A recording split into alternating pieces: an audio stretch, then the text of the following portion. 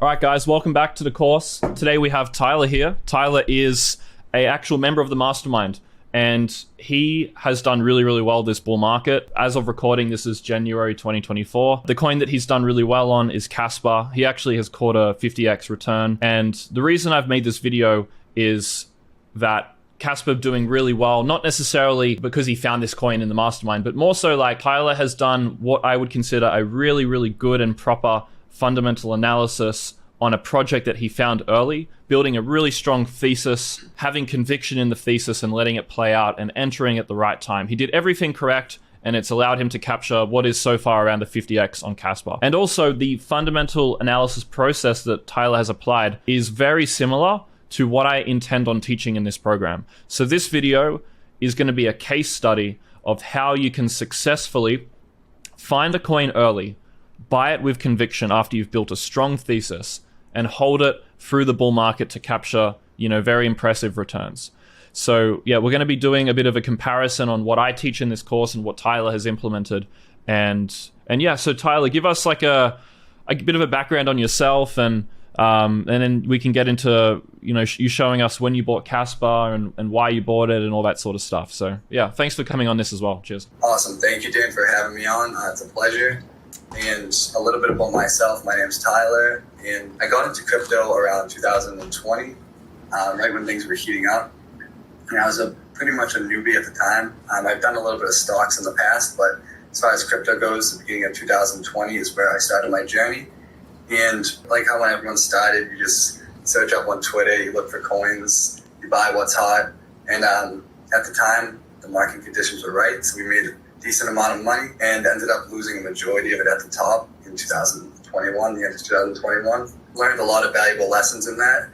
And then coming down into the bear market, we've been grinding, looking for quality gems, which we'll talk about in a second. And yeah, that's a little bit about me. And now we can get into how I found Casper and the fundamentals behind it. Yeah, so you mentioned to me before that it sounds like you did like 20, 30K in the last bull run. You withdrew it and then you put it back in at the top, and you learned a pretty valuable lesson at the time. And then that set you up for this bull run. You've done that full cycle, a full market cycle to set you up. So let's talk about Casper. So what was it that you were looking for when you bought into Casper at the time? And what was your original thinking? And also you can share your screen if you want and show us where you bought and all that sort of stuff. Okay, yeah. I'll share my screen in 1 second. I just want to talk about a little bit why, my thesis and just my my thought process about buying Casper. So in my time in 2021, I really saw that most of the top projects in the space that were capturing most of the market share was these layer one projects. Projects like Solana, Cardano, AVAX, many other L1s were pretty dominant in the space. And that was my goal in the bear market in 2022, was to just find the next layer one that has the potential to be one of those coins that I talked about just a second ago. And when I found Casper, I found it pretty early. And what stuck out to me about Casper was just some of the bold claims that they said that they were solving. Some of those were being, they claimed to solve the trilemma and Satoshi's vision of peer-to-peer electronic cash. They said that they were bringing that back, what Bitcoin failed to do. And so my thesis, put simply, was there was many similarities to Bitcoin back in the day. And that is a very easy narrative for retail to catch on to once we go full bull in 2024.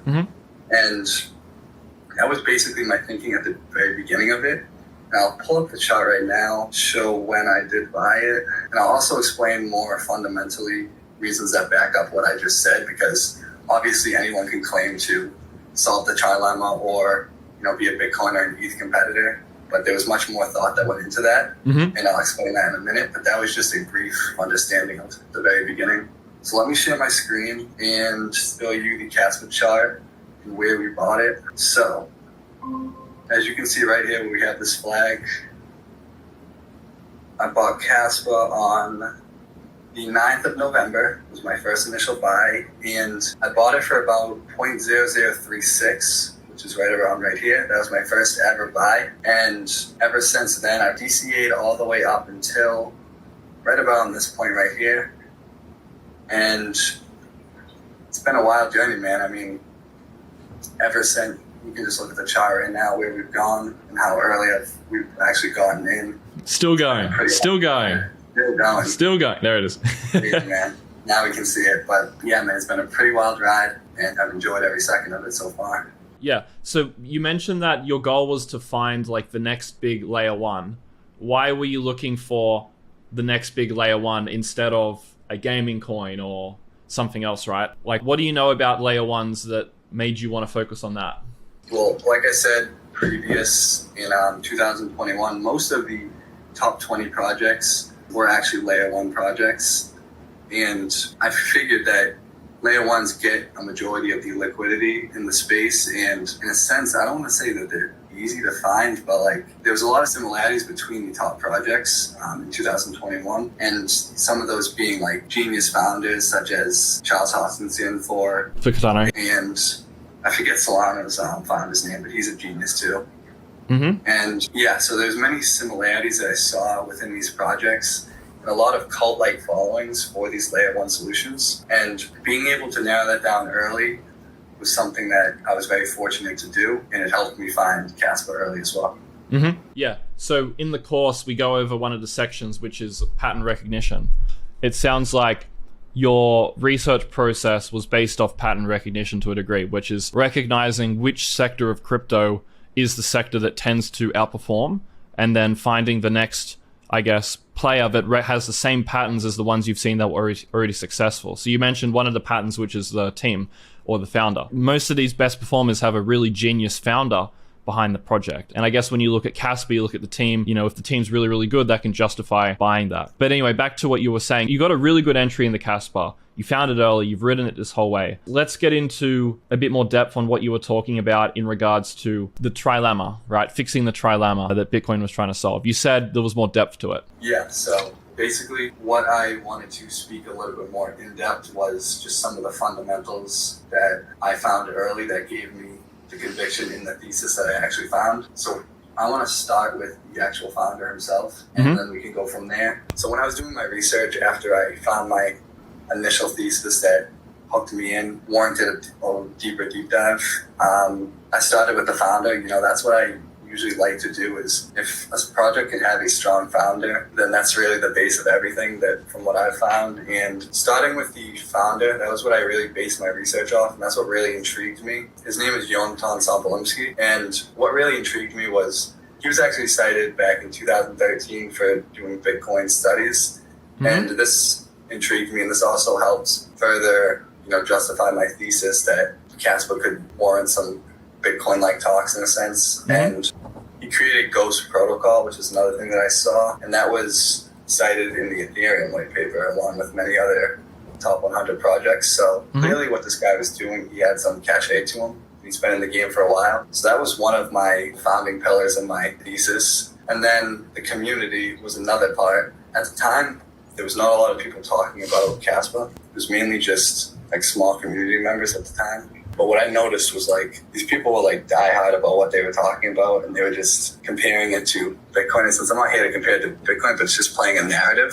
And when you can predict future narratives, which is another thing that you talk about in the course, that's really when you know you're early and you can predict the future narrative and where money will flow into, kind of like how you did with your Toshi narrative.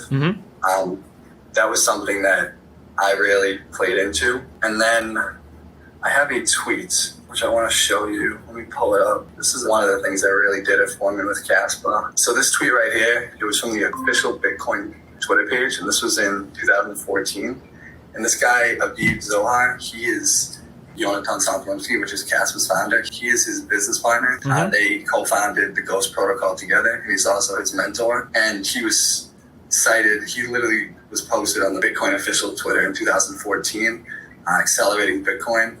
So this was one thing that really piqued my interest and really helped me build my conviction as well in the thesis for Casper. That's really interesting. So one component of it was the team and the founder, which it sounds like. Was there any other big characteristics that you saw with Casper that you haven't mentioned yet? Yeah, so we already spoke about the advanced narratives where we kind of predict where future money will go to. I spoke on the founder, The community was also super strong at the time, and it was a new project, which we like to look at newer projects in the space because they don't have any bag holders. And also, tokenomics was super good as well. It was fair launched, and there was no pre-mine because there was a proof of work project. So what this means is that there's no VCs just waiting to dump on you, and it's actually built from a community.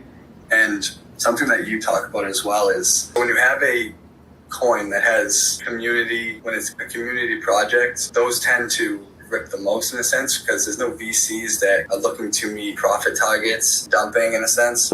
And that's what really can send a coin to these 100x multipliers, because the retail's behind it and communities behind it. They're not just going to sell for a 4 or 5x. They want to ride that thing to the moon, and they're never going to sell. And that is one of those things that really intrigued me as well. Yeah, I guess with retail, they are become multimillionaire or go broke. It's like rich or broke. Whereas with VCs, it's like we're already rich. We just want to get a little bit more rich over time. And with retail, when they find a coin they like, this is the one coin that's going to make them rich. With VCs, when you get to a certain profit target, they go, okay, well, what would be better? Buying the next big coin in the super low VC round with the profits? Or do we keep holding this thing that's way past where we have an edge, getting a really early entry in the VC round? So that's a good point, actually. So I want to refer to the sort of different sections in this mastermind on fundamental analysis. And let's just go over and see how many of these you actually applied as a sort of a case study of how this process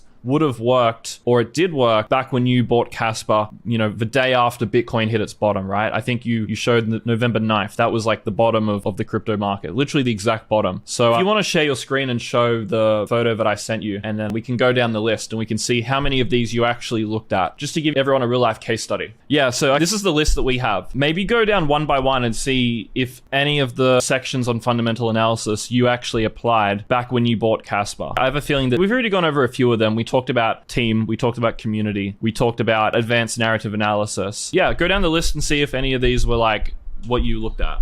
Yeah, so starting with flows, like we said, predicting where flows of money will come into, in a sense.